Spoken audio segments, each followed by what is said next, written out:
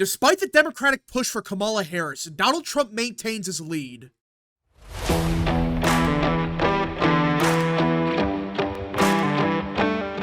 What is up, people of the internet? It is me, Real American, back again with a new video, and today we have to talk about the 2024 presidential election because Donald Trump is poised for victory. And I know, we've been saying this for months that Trump was the favorite against Biden and now he's a favorite against Harris. We've been saying this for a while, but for whatever reason, many people on the left, including some on the right, they now believe actually Kamala Harris is a clear favorite for the presidency. She's going to win in a landslide and all of that. So I decided, you know what? We're going to go over why this idea that Kamala Harris is the favorite is delusional.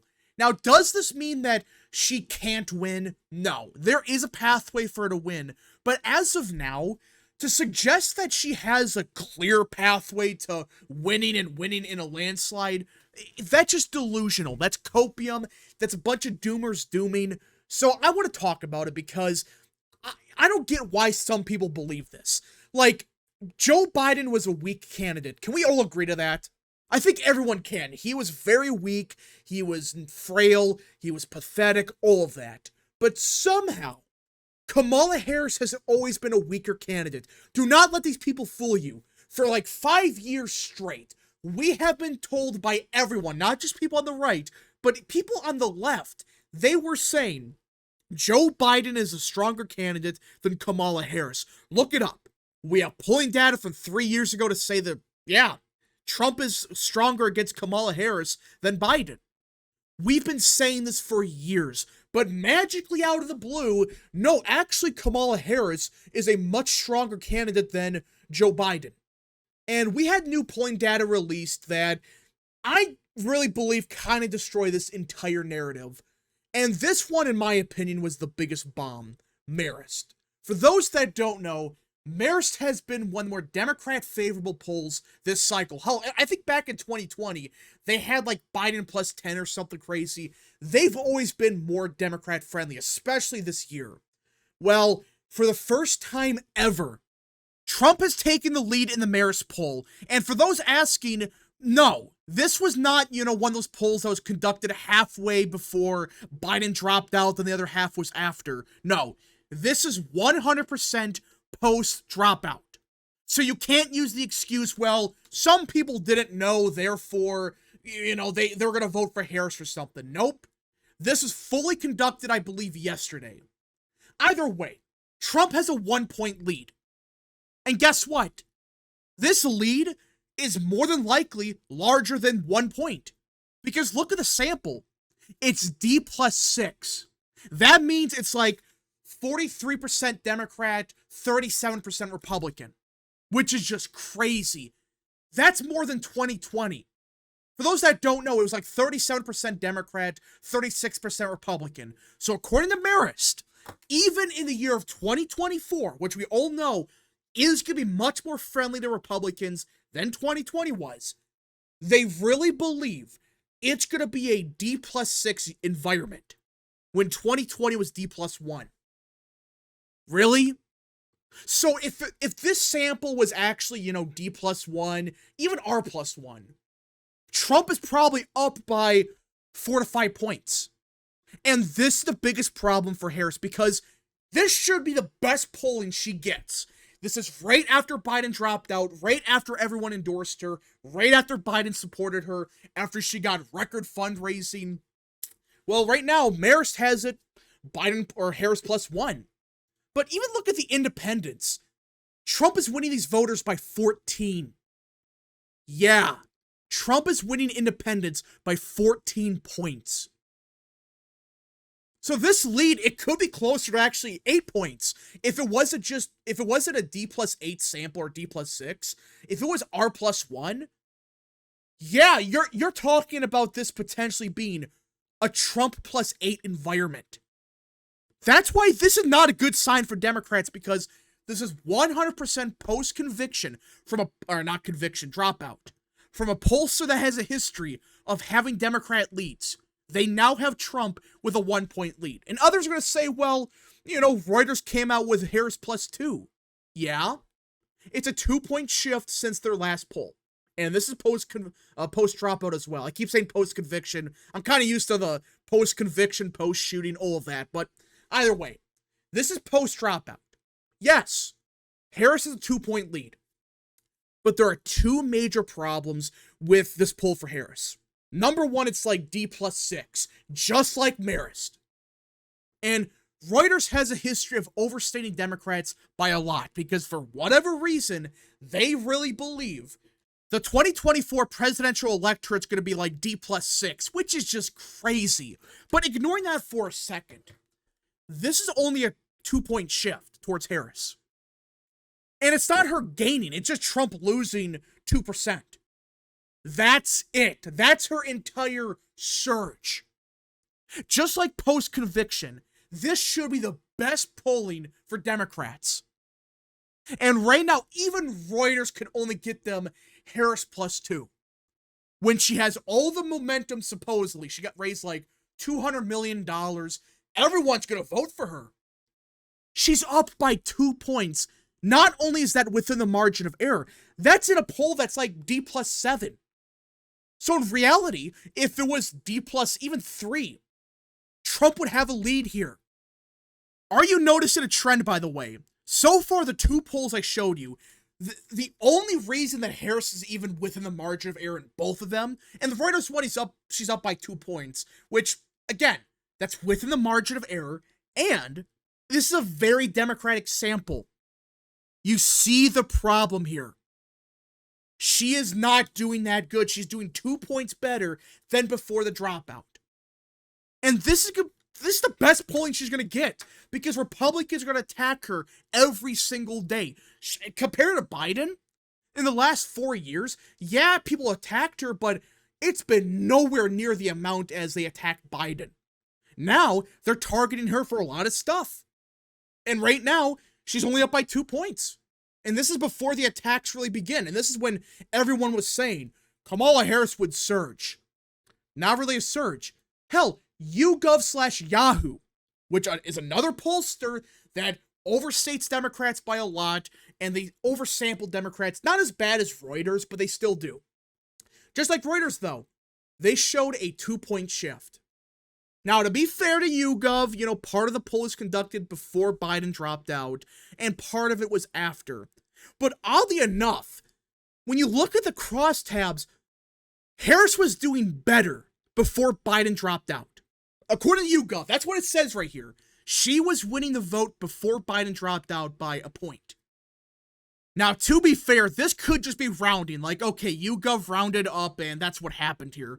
But the fact that they actually have a decent chunk of the poll that was conducted before the dropout compared to after, and they actually showed really no difference, that's not good for Harris either. And even in the same poll, they have independents tied. Back in 2020, this group voted for Biden by like 10 points or something crazy like that. Now, they're tied. Which, again, with it being a more Republican environment compared to 2020, this poll, if it was conducted with a fair sample, it's not as bad as Reuters, of course, but if it was R+1, even D+1, this probably would be a Trump lead as well. This is not a good start for Democrats because if there was a surge for Harris, we would have seen a 5-point shift. I'm being dead serious. Because the whole theory that Democrats had was, well, Joe Biden has negative enthusiasm. Therefore, Kamala Harris, who has all the enthusiasm in the world, especially with minority voters, which we'll get to in a minute, by the way, she's going to somehow save us. Okay, we see a 2-point shift. And yeah, there might be a boost in enthusiasm right now. But do you really think a 2-point shift is going to last in 2 weeks? No. There could be other polls that come out and show Harris doing way better. But right now, I would not be celebrating this at all. If I was a Democrat, I would be panicking like, okay, we are doing 2 points better at most. Hell, we even have Marist out here with, Trump +1. And I believe FAU, another pollster that overstates Democrats, have usually very Democrat samples, and part of it was conducted before the dropout. I understand that. Well, same thing. Harris is down by 5. This is a continuous trend. She is not getting this 15-point bump. At most, it's 2 points, which is about the same as Biden got after the conviction. And that lasted 5 seconds. That was for 2 pollsters. This is not good news for Democrats. And there's this poll that was conducted before Biden dropped out of favorabilities. And this is from a Democrat pollster. Look at Harris's numbers in Arizona, Pennsylvania, Michigan, even North Carolina. It's in the gutter. Her favorabilities suck. And that's with a bunch of voters not even knowing who she really is. After the Trump campaign attacks her for the border and stuff, these numbers can only get worse. But some people are going to say, okay, the initial polling, that doesn't mean anything because, you know, we still see a lot of enthusiasm within the Democrat Party because we've got rid of Biden and we got Harris. And on paper, that's true. They fundraised like, what was it, $200 million? Which, by the way, I went over. The vast majority of this money was withheld from Biden. She didn't raise half that money. In other words, it really didn't matter who the nominee was. They were to get that money as long as it wasn't Biden. That's the reality of it. But to be fair to Harris's campaign, they did raise a lot of money through unique donors. I'm not denying that. And I can understand the idea of Kamala Harris, you know, boosting enthusiasm, even for just a little bit, because it's someone new, you know, it's not Biden, who everyone knows is just out of it completely. There's some people that still think Kamala Harris is actually much smarter and, you know, much more fit for office than Biden was. There are some people that believe that. But ignoring the fact that I don't think this enthusiasm is going to last that long, I think it's going to last for like 2 weeks and then people are going to realize, oh, wait a minute. Kamala Harris is a dumbass. Ignoring that for a minute, I don't think Democrats thought this one through because they really thought, well, Kamala Harris, she's younger than Biden, she's a woman, and she's a minority. Therefore, she's going to appeal to minorities and younger voters. That's what they really thought.